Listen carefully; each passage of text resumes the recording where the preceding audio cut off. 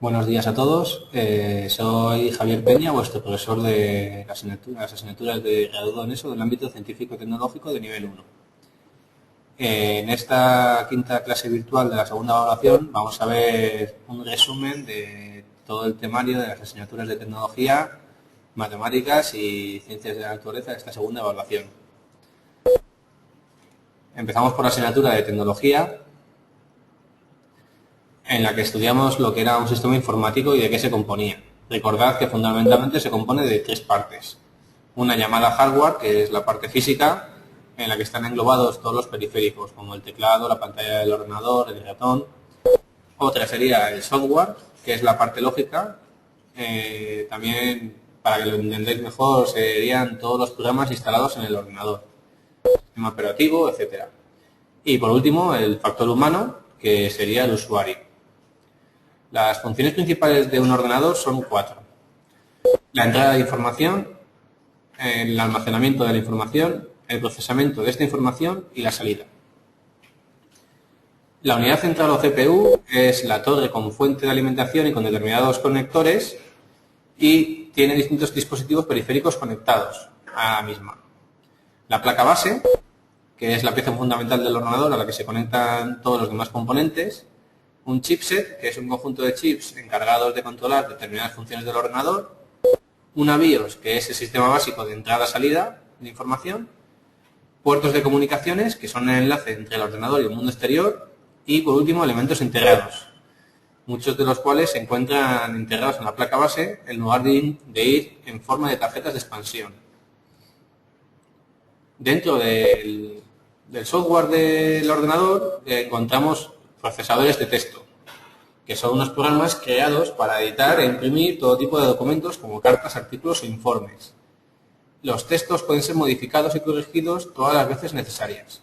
Y los más conocidos son el Word o el Works de Microsoft, el WordPerfect de Corel o el WordStar, el AminiPro 3, el Writer. Y por otro lado también otros programas muy importantes son los gestores de presentaciones, que son los programas que permiten desarrollar diapositivas con animaciones, transiciones o incluso con inserción de sonidos. Los más conocidos pues, son el PowerPoint de Microsoft, o el Presentations de Corel, o el Impress de Sun. Dentro de los procesadores de texto vamos a estudiar sobre todo el Microsoft Word, recordad que son programas de edición que permiten modificar o borrar contenido a medida que se va escribiendo. También podemos intercalar párrafos o cambiar el tipo y el tamaño de letra, imprimir los documentos o guardarlos para un futuro, etc. El Microsoft Word es uno de los procesadores de texto más conocidos y utilizados. Está integrado en el paquete de aplicaciones que incluye otros programas como un gestor de presentaciones o una hoja de cálculo.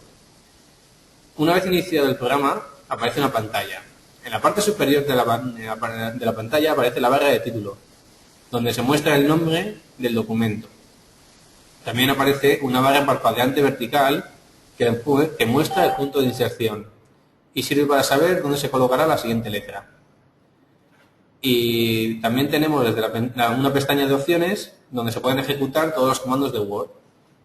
Esta barra también se puede adaptar al usuario en función de sus necesidades. Entre los elementos que tenemos en un procesador de texto son los que tenéis aquí en la pantalla. Una barra de título, que en ella aparece en la parte superior de la pantalla y aparece el nombre del documento activo. También aparecen los botones que permiten minimizar, cerrar o restaurar la ventana en el extremo superior derecho de esta barra de título. También tenemos una barra de estado, que se sitúa en la zona baja de la ventana y muestra la página del documento en la que nos encontramos, el idioma que estamos utilizando, el tipo de zoom, etc. También tenemos una barra de desplazamiento, que es la barra que permite desplazarnos rápidamente por el documento arrastrando la línea flotante que tenemos a la parte derecha de la ventana. Tenemos una barra de herramientas, que contiene iconos para realizar rápidamente algunos comandos, o al menos los comandos más utilizados, como el comando guardar, el comando deshacer, el de corregir ortografía, etc. Esta barra de herramientas suele aparecer en la parte superior izquierda de la pantalla, junto al botón de inicio, o al botón Office. También podemos introducir ecuaciones y fórmulas. Para ello, hacemos clic en la pestaña Insertar, incluida en el grupo de símbolos. También podemos configurar la página, modificando o insertando los márgenes o cambiando la orientación de la página, etcétera. Y también tenemos un encabezado y pie de página. Podemos editar introduciendo un texto que aparecerá automáticamente al principio o al final de cada una de las páginas del documento. También se pueden introducir tablas, imágenes o gráficos. Recordad que las tablas están formadas por celdas o casillas donde podemos incluir multitud de números, gráficos e incluso texto. Y las imágenes y los gráficos pueden ser creados con Word o otros programas para luego insertarlos en el documento. La impresión de documentos es posible a través de esta parte o este botón del documento, la impresión. Es posible imprimir el documento de dos formas. O bien mediante una impresión rápida, a través de la cual imprimiríamos el documento directamente, o haciendo clic en el botón de imprimir. En este caso podríamos seleccionar todas las opciones para imprimir este documento. Vamos a pasar a ver un poco el otro programa que hemos estudiado en esta segunda evaluación, que son los gestores de presentaciones. Recordad que es una herramienta que permite realizar presentaciones para comunicar una información. Una vez iniciado el programa, al igual que ocurría en el procesador de textos, tenemos una barra de título en la parte superior de la pantalla, donde aparece el nombre del documento. Y también una banda de opciones que contiene todas las opciones del programa agrupadas en pestañas. Lo que la diferencia de un procesador de texto es que tenemos tres vistas fundamentales en este programa de presentaciones. Una vista normal, que es aquella que permite ver, diseñar y modificar una diapositiva. Una vista que se llama clasificador de diapositivas, en la que podemos tener una visión global de todo el trabajo realizado. Y otra vista que se llama presentación con diapositivas, donde se reproduce la presentación a modo de película. Vamos a pasar luego a otros grandes temas de esta asignatura de tecnología, donde se estudiaron los materiales. Vamos a empezar diciendo cuál es la forma de la forma en la que se clasifican estos materiales. ¿Vale? Se dividen en tres grandes grupos.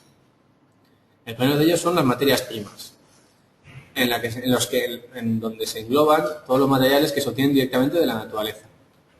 También tenemos otro grupo que se denomina materiales, que son aquellas que se obtienen a partir de las materias primas mediante procesos industriales, es decir, mediante una pequeña alteración de las materias primas.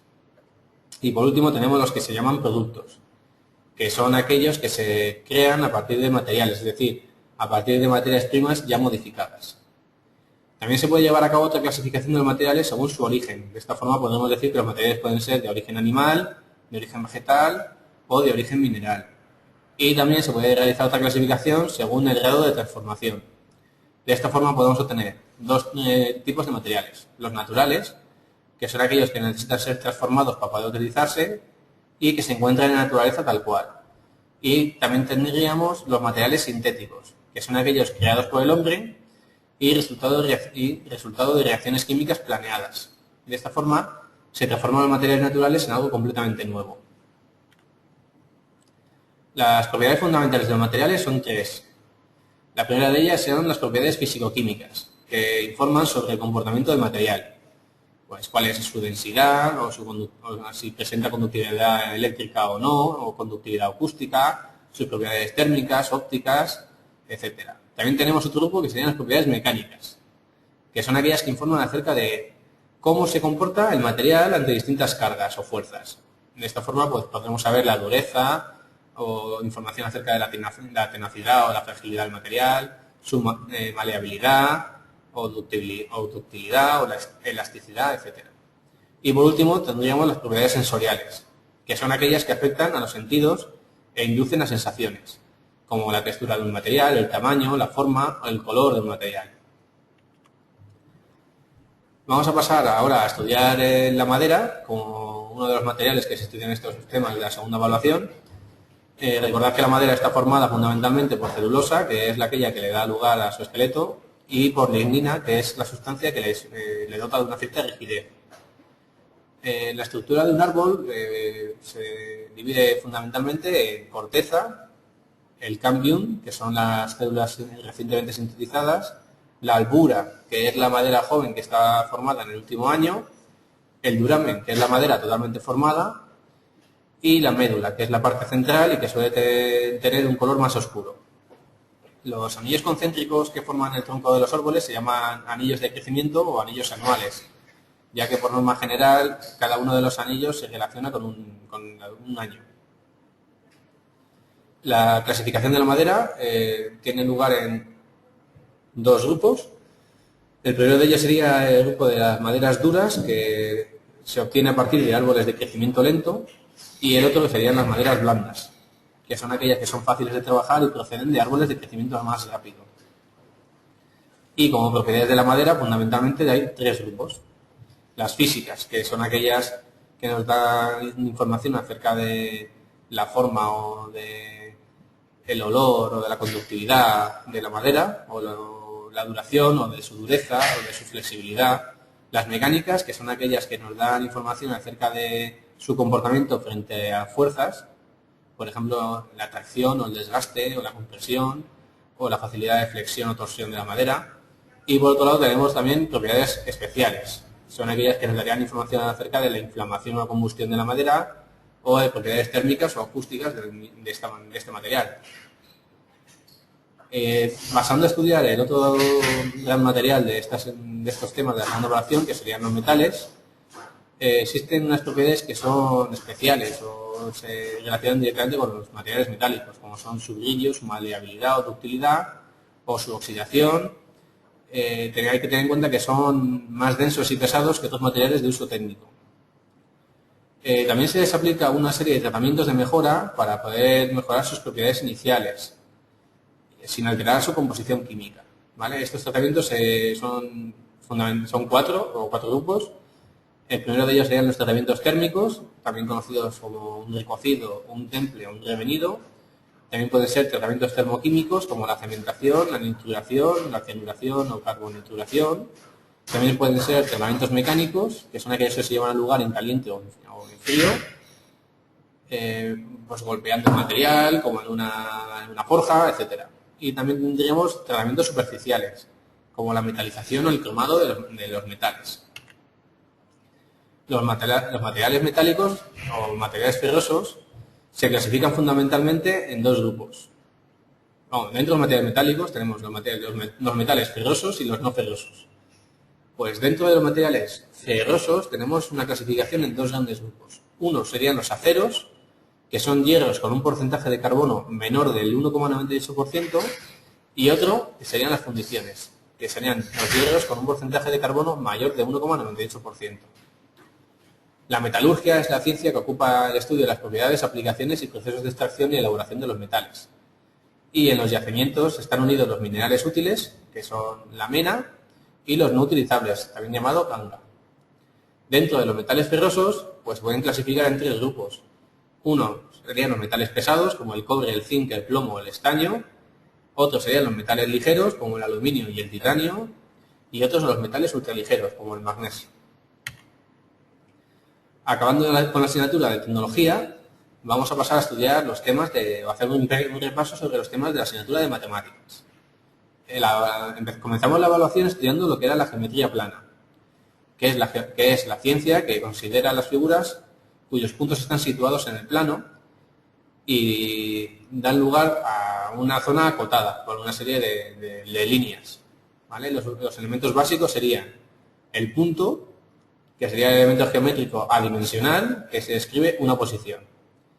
Y se podría definir como la intersección de dos líneas o dos rectas, que son una serie infinita de puntos alineados. Y por último tendríamos el plano, que es un ente ideal que solo posee dos dimensiones y que contiene infinitos puntos y rectas. Otros conceptos de la geometría del plano pues podrían ser la semirrecta, que es cada una de las dos partes en que un punto divide una recta; el segmento, que es el trozo de una recta contenido entre dos puntos; el ángulo, que es la superficie limitada por dos semirrectas con el mismo origen. Al origen, por norma general, se le llama vértice, y las semirrectas son los lados del ángulo. Y por último también podríamos tener un semiplano, que son cada una de las dos partes en las que una recta divide un plano. La clasificación de las rectas fundamentalmente son dos grupos. El primero de ellos es serían las rectas secantes, que serían todas aquellas rectas que se cortan en un punto, dando lugar a dos tipos de rectas secantes. Las perpendiculares, si los ángulos que forman al cortarse son ángulos rectos o ángulos de 90 grados, y las oblicuas, que son todas aquellas rectas que al cortarse dan lugar a un ángulo que no es recto. El otro grande grupo de las rectas serían las paralelas, que son aquellas que por más que prolonguemos no conseguimos que se corten. Pasando a estudiar un poco los ángulos, el valor de los mismos se denomina amplitud. Se mide en grados, minutos y segundos de forma sexagesimal, es decir, que 60 segundos darían lugar a un minuto y 60 minutos darían lugar a un grado. Para medir un ángulo se utiliza por norma general el transportador y los ángulos se clasifican en estos grupos que veis aquí en la pantalla. Tendríamos un ángulo recto, que sería aquel que está formado por dos rectas perpendiculares y su amplitud es de 90 grados. Un ángulo llano, cuya amplitud es de 180 grados. Un ángulo agudo, que son los ángulos cuya amplitud es menor de 90 grados. Unos ángulos obtusos, cuya amplitud es la que está comprendida entre 90 y 180 grados. Unos ángulos cóncavos, que son aquellos que tienen una amplitud menor de 180 grados, es decir, cualquier ángulo agudo u obtuso sería también un ángulo cóncavo. Y un ángulo convexo, cuya amplitud es mayor de 180 grados. También teníamos que saber los conceptos de mediatriz y bisectriz. Recordad que una mediatriz es la recta perpendicular a un segmento que pasa por su punto medio y una bisectriz sería la semirecta que divide el ángulo en dos ángulos iguales y cuyo extremo es el vértice del ángulo. Por ejemplo, en un triángulo el ortocentro se podría calcular a partir de las bisectrices de todos los ángulos de ese triángulo. Si calculamos la bisectriz de cada uno de los tres ángulos del triángulo, se cortarán en un punto, en la zona media del triángulo, en función de si se trata de un triángulo equilátero, escaleno o isósceles, denominado ortocentro. Si pasamos a estudiar las figuras planas elementales, también llamadas polígonos, consisten en una superficie plana limitada por una línea quebrada, cerrada o una figura geométrica, que está formada por segmentos consecutivos no alineados, también llamados lados. La suma de la longitud de sus lados se llama perímetro. Y el área es la medida de la superficie encerrada dentro del mismo, o dentro de esta línea. Si realizamos una clasificación de los polígonos según el número de lados, pues obtenemos esta.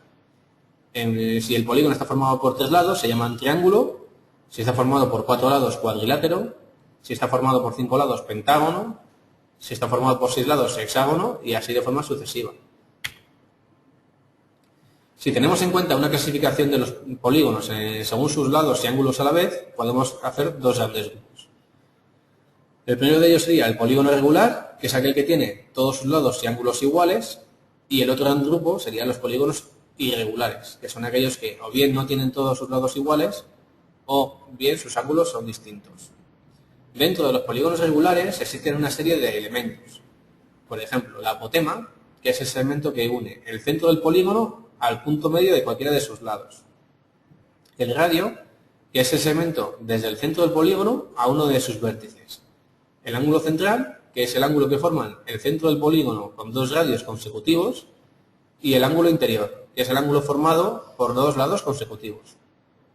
La diagonal de un polígono sería el segmento que une dos vértices no consecutivos. Si pasamos a estudiar un poco más los triángulos, que son los polígonos que tienen 3 lados y 3 ángulos, su base sería el lado sobre el que se apoya el triángulo y la altura, el segmento trazado desde un vértice hasta su lado opuesto, siendo perpendicular a ese lado. Un triángulo, por lo tanto, tiene 3 alturas, pero solo debe denominarse como altura o bien h la que se une a la base, o sea, la que une la base, que sería el lado sobre el que se apoya el triángulo, y el vértice opuesto a esta. La clasificación de los triángulos según sus ángulos pues es la siguiente. Tendríamos un triángulo rectángulo si uno de sus 3 ángulos fuera recto. Un triángulo acutángulo cuando todos sus lados son agudos y un triángulo obtusángulo si uno de los ángulos que tiene el triángulo es obtuso. La clasificación de los triángulos según sus lados, pues tendríamos triángulos equiláteros si todos sus lados son iguales, Isósceles, si dos lados son iguales y uno desigual, y escaleno, si sus tres lados son desiguales o distintos. Una propiedad fundamental de los triángulos rectángulos es que cumplen el teorema de Pitágoras, que dice que en un triángulo rectángulo la hipotenusa es igual la hipotenusa al cuadrado, perdón, es igual a la suma de los catetos al cuadrado. Recordad que la hipotenusa es el lado opuesto al ángulo recto del triángulo rectángulo. Pasando a estudiar un poco más los cuadriláteros, que son aquellos polígonos de 4 lados, su perímetro sería la medida del contorno de la figura geométrica plana. Si son irregulares, para conocer su perímetro necesitaríamos conocer la longitud de todos sus lados. Sin embargo, si es regular, conociendo uno de sus lados y el número de lados, tendríamos el perímetro multiplicando el número de lados por la longitud de uno de sus lados. El área es la medida de la superficie que ocupa un cuerpo. Y la forma de calcularlo en los polígonos planos, pues en el caso del triángulo sería multiplicando la base por la altura y dividiendo por 2. En el caso de un paralelogramo, más conocido como un rectángulo, que son aquellos polígonos que tienen los lados iguales 2 a 2, pues su área se calcula multiplicando la base por la altura.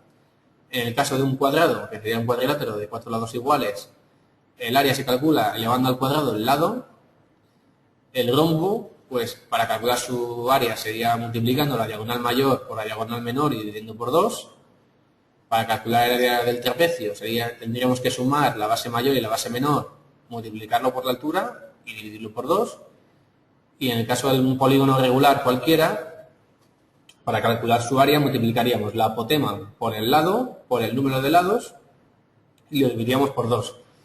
También se podría expresar como el perímetro por apotema partido por 2, porque el número de lados multiplicado por lado en el caso de un polígono regular es el perímetro.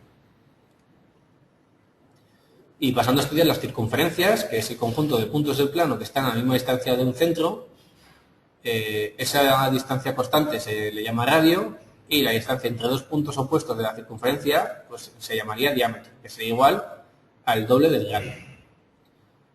Los elementos de la circunferencia y el círculo pues son la cuerda, que es el segmento que une dos puntos no consecutivos de una circunferencia, el arco, que sería el trozo de circunferencia comprendido entre dos puntos no consecutivos, el ángulo central, que sería el ángulo formado por los segmentos que unen los extremos del arco con el centro de la circunferencia, y el sector circular, que sería la superficie delimitada por dos radios de un círculo. Un segmento circular es la superficie comprendida entre una cuerda y el arco que abarcan los extremos de dicha cuerda. Para calcular el perímetro o longitud de la circunferencia hay que multiplicar 2 por pi por r, donde pi es un número o bien constante que se obtiene de dividir 22 entre 7, que es un número con muchísimos decimales y que por norma general se redondea a 3,1416. Para calcular la longitud de un arco de n grados se multiplicaría 2 por pi por r por n, donde n es el número de grados, y se dividiría entre 260. Y para calcular el área o la superficie de un círculo se multiplicaría el número pi por r por el radio elevado al cuadrado.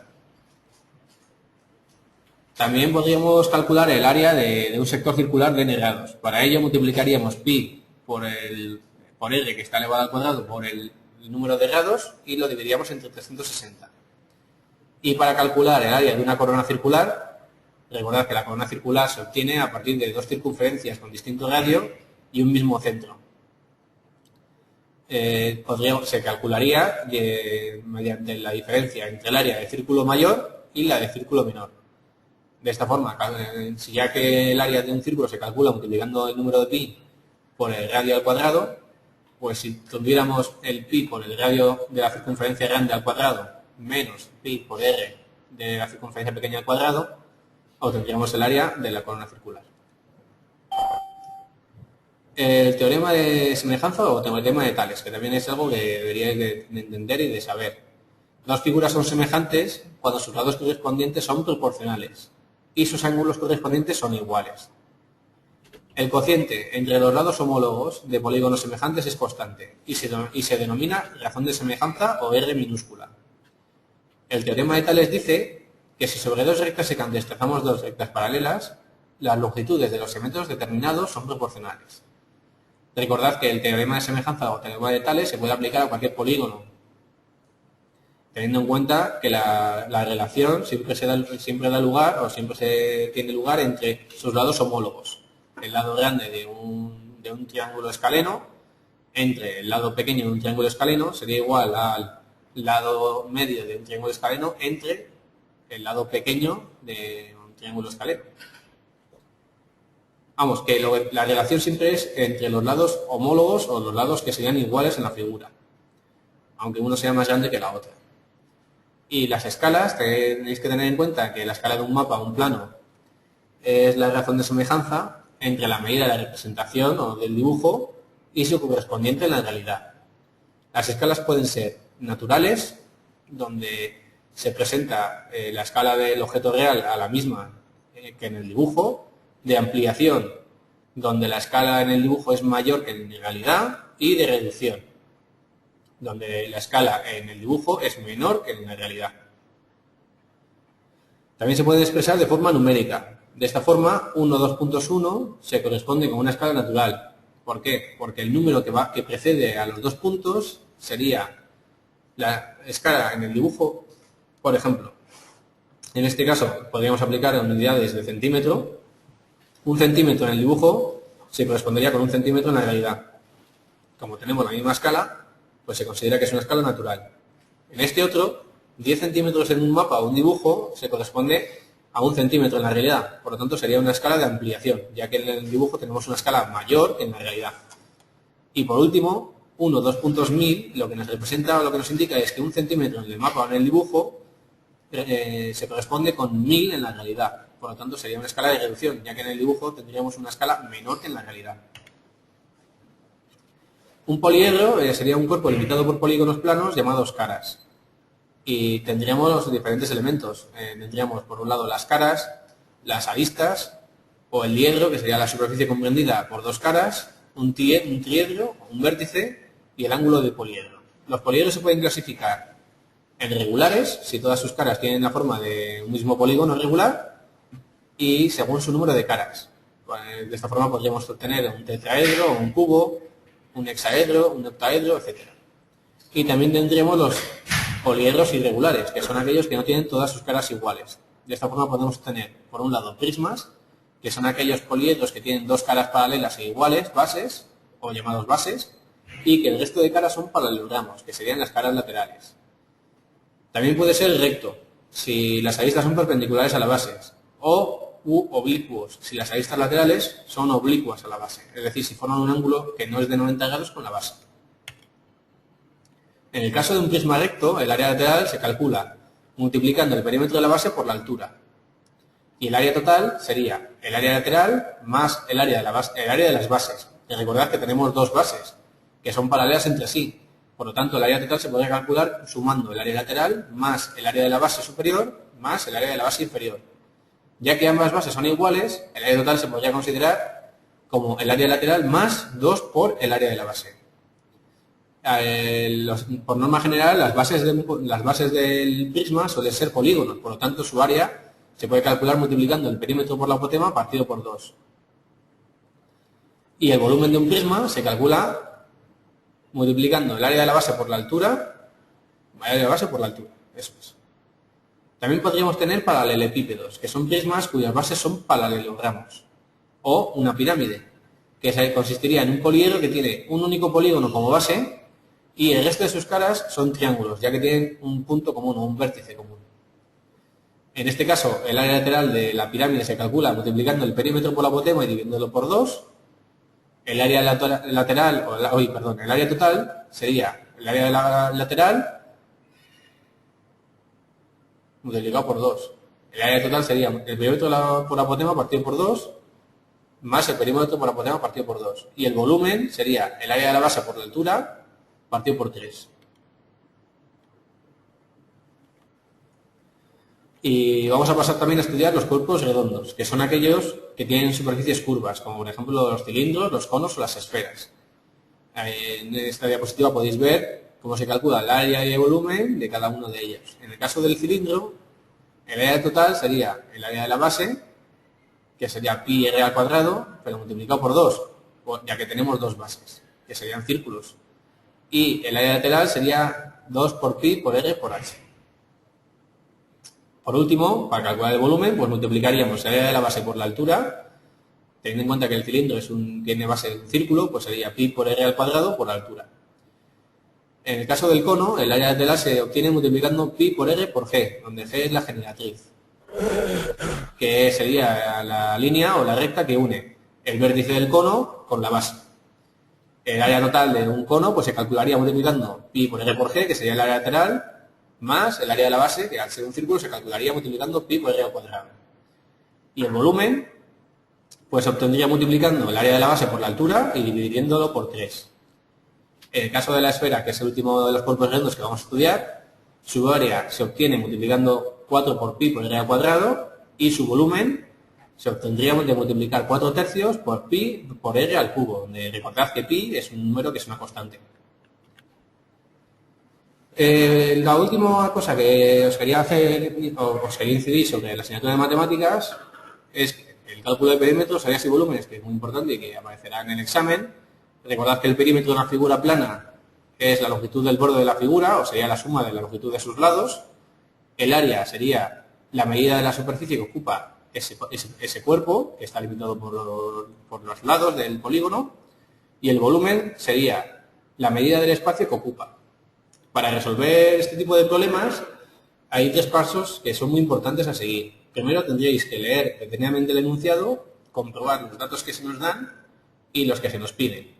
En segundo lugar, suele ser muy útil dibujar la figura geométrica sobre la que se centra el problema o en la que nos nombra el enunciado. Y en tercer lugar, escribir las fórmulas tanto del área como del volumen de dicha figura. De esta forma podremos ver los datos que conocemos en el enunciado y los que nos faltan por calcular, y de esta forma os puede ser más fácil hallar todo aquello que os pide el enunciado. Por último, vamos a ver el repaso de la asignatura de Ciencias Naturales. Recordad que los factores que hacen posible la vida en la Tierra son 3. Por un lado sería la atmósfera, que sería la capa de gases que rodea la Tierra y que la protege de la excesiva radiación solar. También, por otro lad, deja pasar la luz visible, con la que se realizan los procesos vitales para los vegetales, como la fotosíntesis. Por otro lado sería la temperatura. Tened en cuenta que la distancia entre la Tierra y el Sol no está ni muy lejos ni muy cerca, lo que permite tener una temperatura aproximada media de 13 a 15 grados, que permite que exista el agua en estado líquido y por tanto la vida. Y por último, el último de los factores sería el agua, que es esencial para el desarrollo de la vida. En ella se realiza la totalidad de las reacciones químicas de nuestro metabolismo y también es reguladora de la temperatura. La materia viva es la sustancia de la que está constituido un ser vivo y se caracteriza por estar compuesta de bioelementos y biomoléculas. Recordad que los bioelementos son los elementos químicos que forman parte de la materia orgánica, es decir, los compuestos químicos, los elementos, lo fundamental, sería el carbono, el oxígeno, el hidrógeno, que son todos aquellos que aparecen en la tabla periódica.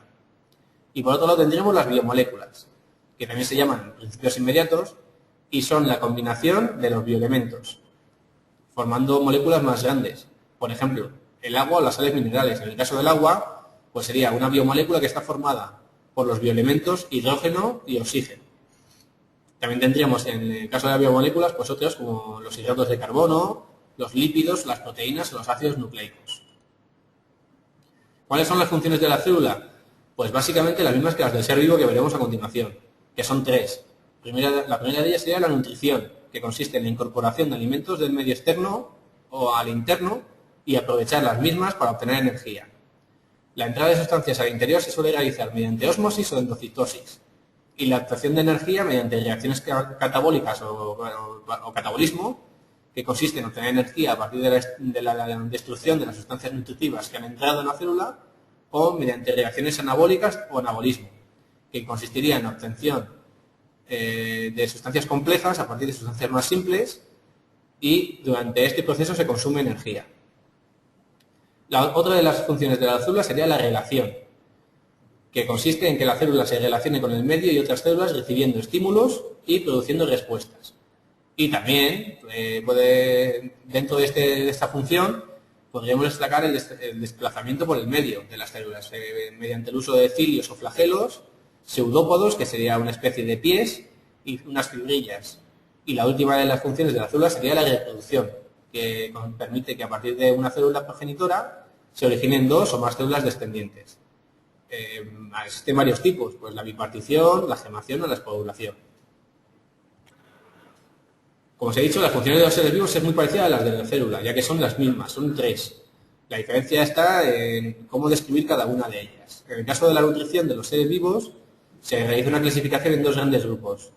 O los seres vivos pueden ser autótrofos o heterótrofos. Autótrofos serían todos aquellos que producen ellos mismos su energía o su nutrición a partir de unas sustancias inorgánicas, por ejemplo, el proceso de fotosíntesis que llevan a cabo todas las plantas. Y también tendríamos seres vivos heterótrofos, que son aquellos que se alimentan de la materia orgánica producida por otros seres vivos. La función de relación pues consiste en percibir variaciones internas o en el medio y responder ante ellas, o simplemente sería la relación entre distintos seres vivos. Y por último, la reproducción, pues en este caso sería para perpetuar la especie o para obtener descendencia en los seres vivos, y existen diferentes tipos. La sexual, donde los hijos surgen de un solo individuo mediante la bipartición o la gemación espobulación, que es la que llevaban a cabo las células, que hemos visto anteriormente. También tendríamos una reproducción sexual, que consistiría en la unión de 2 células especiales o gametos, que es la que llevan a cabo los seres vivos, vamos, los hombres. Y la alternante, donde en cada generación cambia el tipo de reproducción. En la primera generación podría ser una reproducción sexual y en la segunda generación sería asexual. Recordad que la clasificación de los seres vivos es en reinos o grandes grupos, ¿vale? El reino de las moneras serían las bacterias y las cianobacterias. El reino protista serían las algas y los protozoos. Para poder estudiar esto, yo os recomiendo encarecidamente que os estudiéis a modo de resumen una tabla que podéis ver en vuestro libro, en la página 50.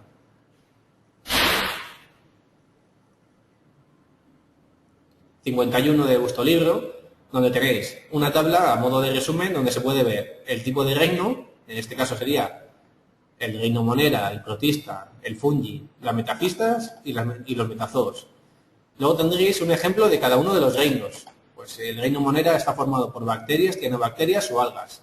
El reino protista está formado por algas y protozoos. El reino fungi por los hongos. Las metafitas sería también conocido como el reino vegetal, es decir, donde estarían todos los vegetales. Y los metazoos, el reino animal o todos los animales. También tendríais qué tipo de célula es la representativa de cada uno de los reinos.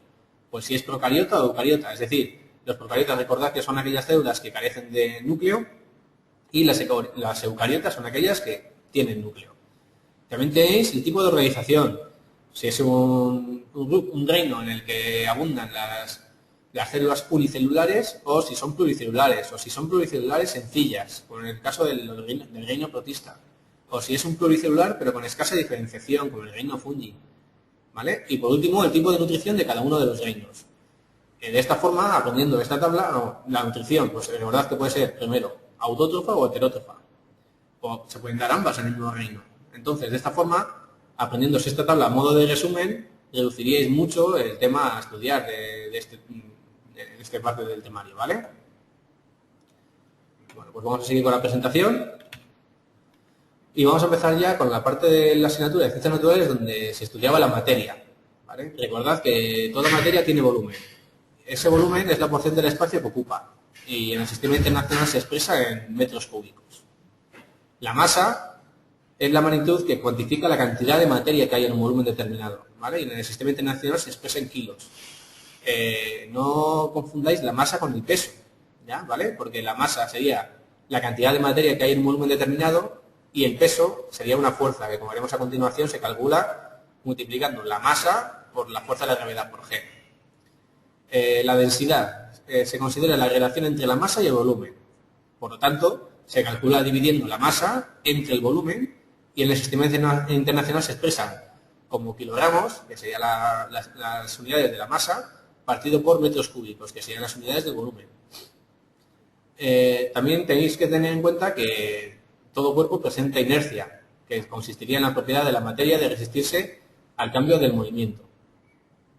Y también que es causa de la gravedad, es decir, que la fuerza de la gravedad, que sería una fuerza de atracción, que actúa siempre entre los objetos materiales, aunque estén separados por grandes distancias. Por ejemplo, todos los satélites de la Tierra, que están a una gran distancia del núcleo de la Tierra, presentan atracción por la misma. Por ello, crean las trayectorias alrededor de la misma.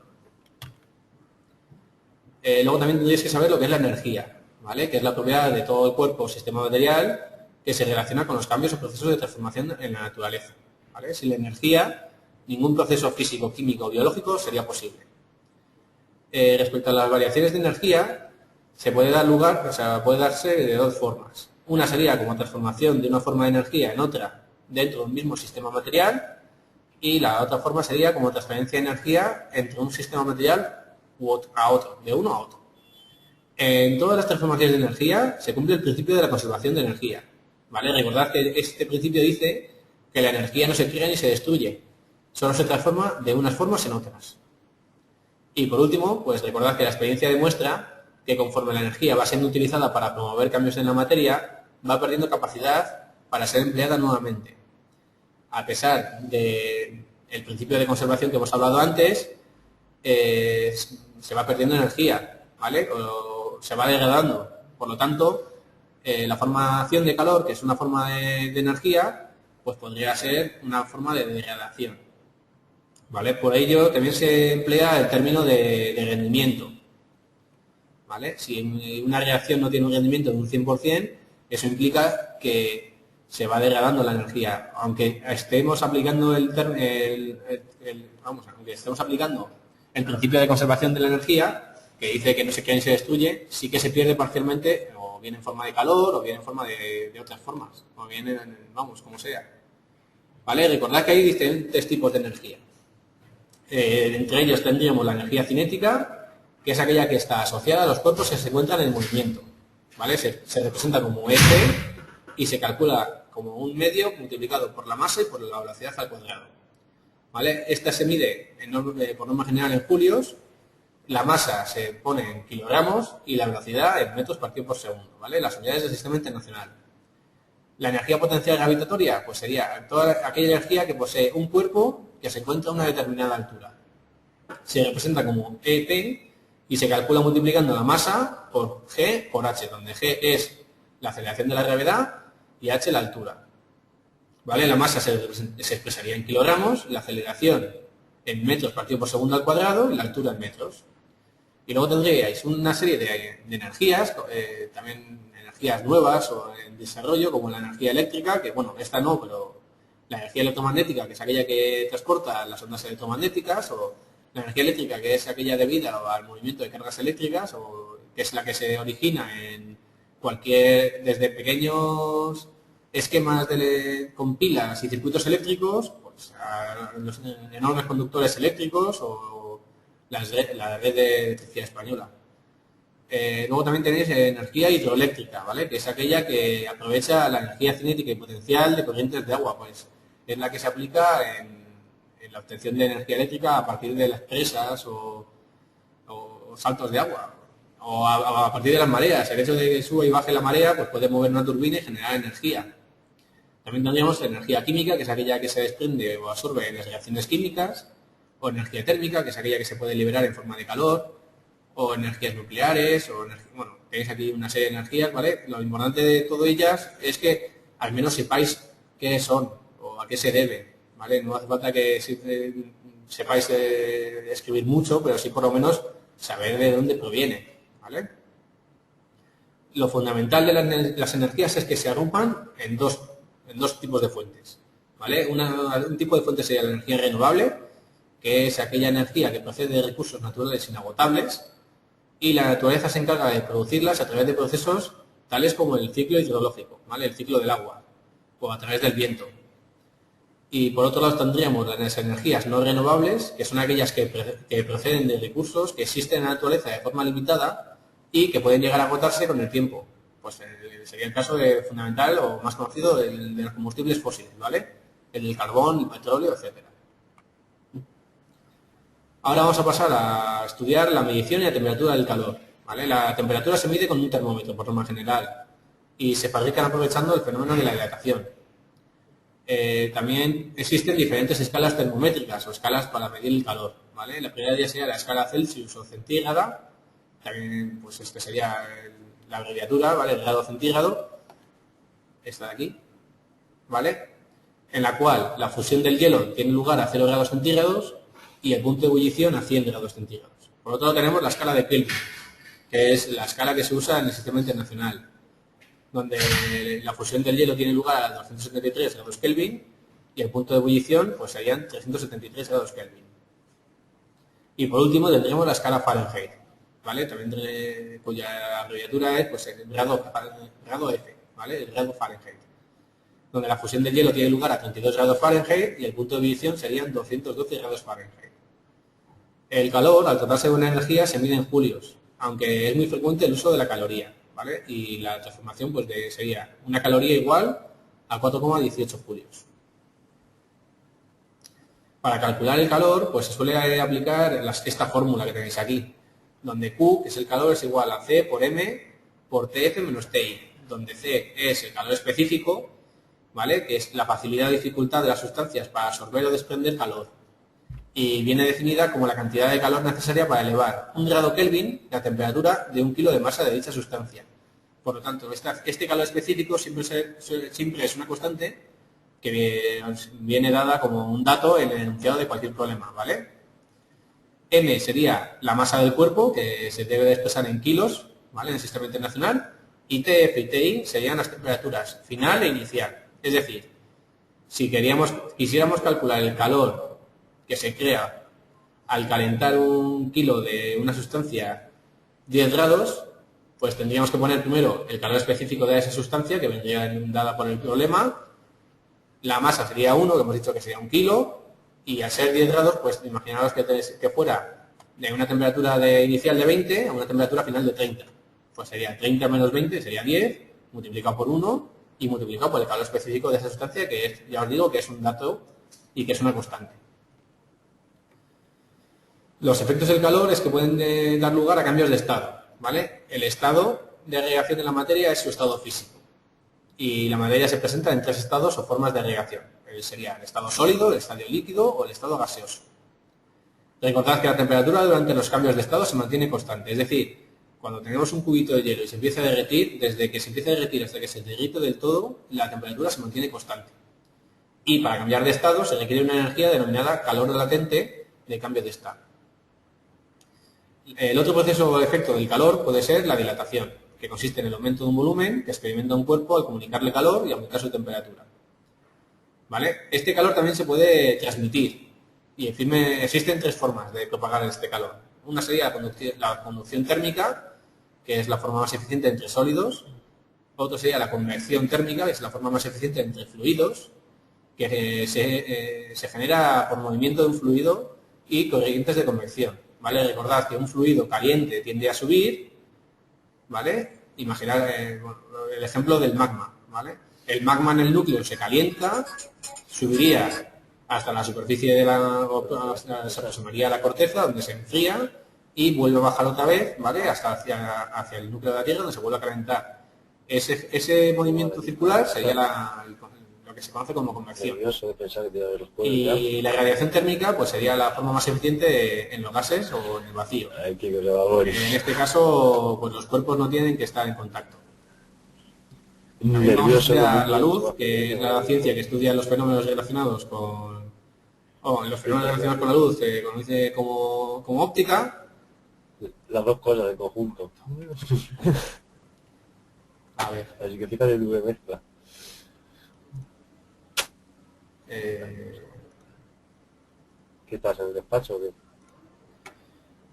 La luz sería la ciencia, o la ciencia que estudia los fenómenos relacionados con la luz se denomina óptica, ¿vale? Tendríamos por un lado la óptica geométrica, que es la que estudia los fenómenos de reflexión y refracción, y la óptica física, que es la que estudia los fenómenos propios de la luz.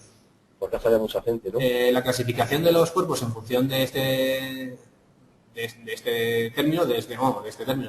concepto de la luz son en 3 grupos, ¿vale? Serían, un lado, los transparentes, que son aquellos que dejan pasar la luz sin ningún problema, los opacos, que son aquellos que no dejan pasar la luz a través de ellos, y los translúcidos, que son aquellos que dejan pasar la luz, pero no permiten ver con claridad a través de ellos. Recordad que el color de los cuerpos viene dado por el color que no absorben y que por tanto reflejan sobre la retina humana. Y las leyes básicas de la óptica pues es que la luz se propaga en línea recta, que cuando un rayo incide sobre una superficie se refleja de manera que el ángulo de incidencia es igual al ángulo de reflexión, y que cuando un ángulo atraviesa dos medios distintos, el rayo sufre refracción. Bueno, tarde, ya estuve tarde, es prontísimo. Respecto a la reflexión de la luz, pues, recordad que es el caso en el que un rayo alcanza una superficie y cambia su dirección. Deberíamos de conocer varios puntos o varios términos de la figura de la reflexión. Pues, ¿qué es el punto de incidencia del ángulo de reflexión? ¿O qué es la normal? ¿O qué es el ángulo de incidencia? ¿O qué es el ángulo de reflexión? ¿Vale? La refracción, recordad que es el cambio de dirección que se produce cuando un rayo pasa de un medio transparente a otro que es distinto. ¿Vale? Esa refracción viene definida o viene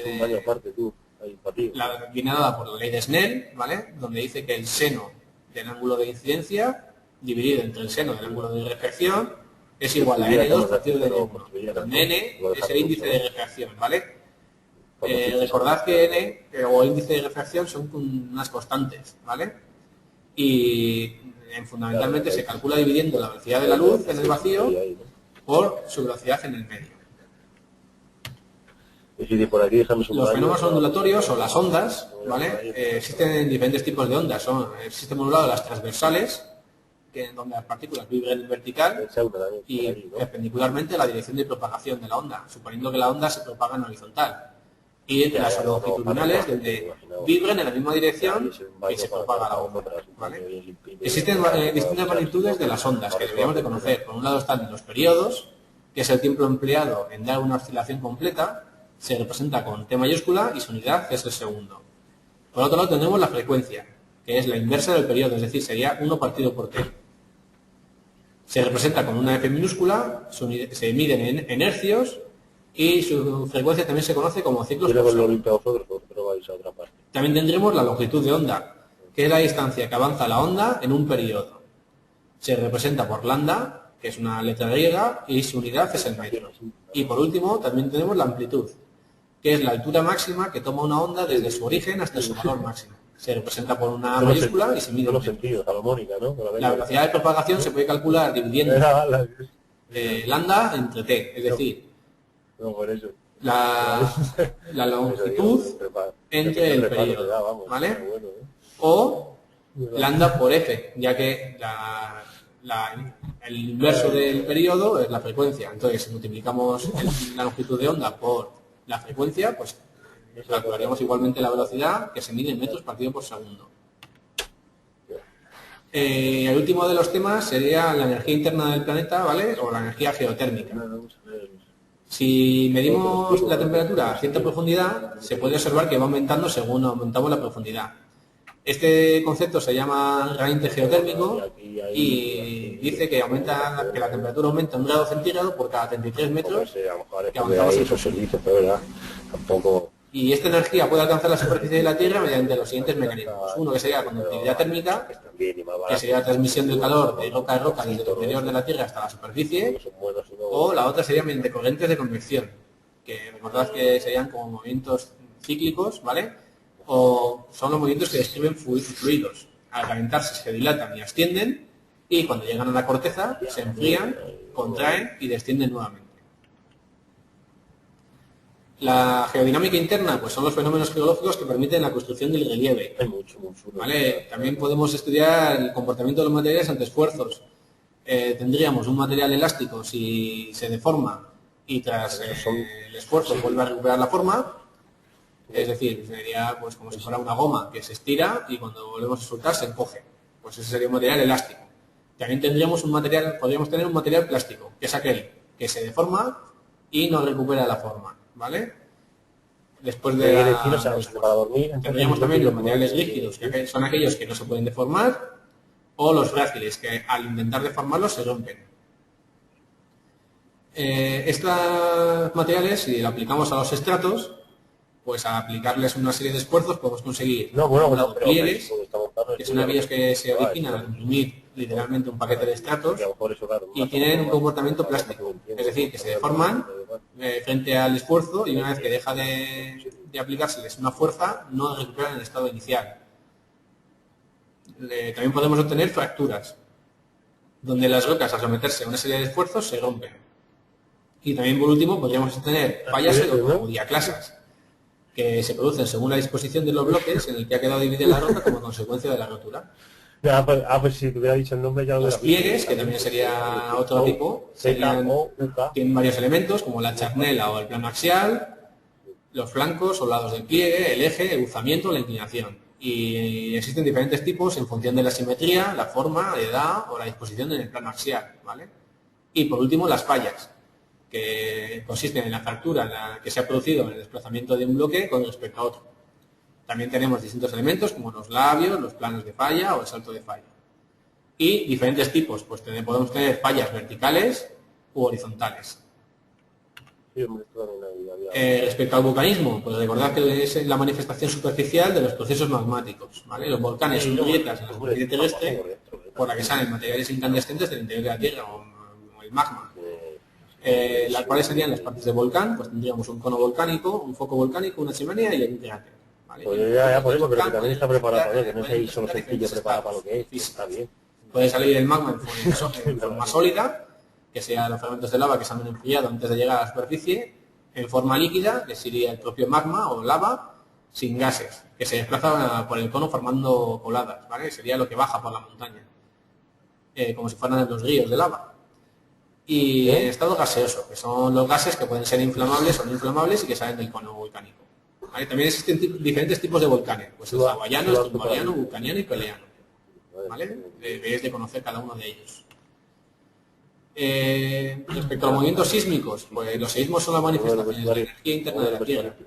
Consisten en vibraciones del terreno que se producen cuando grandes masas de rocas se rompen o mueven unas respecto a otras. Las partes de un movimiento sísmico sería el foco del seísmo o hipocentro, que es el origen del terremoto. El epicentro, que es el punto de la superficie terrestre más próximo al foco. Si el epicentro se encuentra en el fondo del mar, se produce un maremoto, no un terremoto. Para medir la magnitud se utiliza la escala de Mercalli, que consta de 12 grados. Y ya que dos seísmos de la misma magnitud pueden producir efectos muy diferentes en función del tipo de construcciones que hay, en función del terreno, pues entonces, dependiendo de dónde se sitúe el epicentro, que sería la profundidad de la superficie, la intensidad del seísmo se mide con la escala de Richter, que consta de 10 grados. Respecto a la tectónica de placas, pues debéis de conocer que la clima continental es el fenómeno en el que las acciones de subducción y escape de materia del manto provoca que los continentes se muevan unos respecto a otros. Esta es la razón por la cual el continente americano se separa unos pocos centímetros al año respecto al continente europeo. Y la teoría de la deriva continental, pues la presentó Alfred Wegener a comienzos del siglo XX y indicaba que los continentes actuales estuvieron unidos hace unos 225 millones de años formando un único continente, que se llamaba Pangea. En los bordes de las placas se pueden producir varios fenómenos. Crear corteza, ¿vale? Que donde se denominan dorsales oceánicas. Destruir corteza, ¿vale? Serían las zonas de subducción. Y donde una placa se desplaza lateralmente respecto a otra, que serían las fallas transformantes o de desgarre. ¿Vale? Existen 5 grandes placas: la africana, la antártica, la euroasiática, la indoaustraliana, la norteamericana o sudamericana y la pacífica. Sí, que hace movimientos sin moverte tú también, lo que dices, ¿vale? contrayendo eso. Respecto al relieve, pues las cordilleras montañosas se originan en lugares de subducción. Esto explica las fracturas, los plegamientos y que las cumbres estén formadas por rocas originadas en una cuenca sedimentaria marina. Las zonas continentales se pueden distinguir en 3 partes: una sería las zonas montañosas, otra serían las mesetas y otras las depresiones, en función de su altura respecto al nivel del mar. Y en las zonas oceánicas tendríamos 2 partes: una sería la corteza continental, que es la primera zona colindante con los continentes. En primer lugar está la plataforma continental, que se une con el fondo oceánico mediante el talud continental. Y el otro sería la corteza oceánica, que la constituyen los fondos oceánicos, pudiendo distinguirse las dorsales oceánicas, que es donde se crea la materia, o sea, la placa, ¿vale? Los rifts o los valles axiales, las llanuras abisales, los guyots, que son montes submarinos, y las fosas abisales. Bueno, pues con esto daríamos por finalizada la quinta clase virtual de nivel 1, ¿vale? Y con ello pues finalizaríamos todos los temas, o el resumen de todos los temas que hemos llevado a cabo de esta segunda evaluación. Espero que os haya servido de ayuda y si tenéis cualquier tipo de duda, pues no olvidéis que podéis poneros en contacto conmigo para resolverla, o bien por correo electrónico, o bien por teléfono, o llamando por teléfono para concertar una cita virtual. Una tutoría presencial, ¿vale? Bueno, pues con esto doy por finalizada la clase y muchas gracias por vuestra asistencia, y si tenéis cualquier duda, pues no olvidéis en poneros en contacto conmigo, ¿vale? Un saludo. Hasta luego.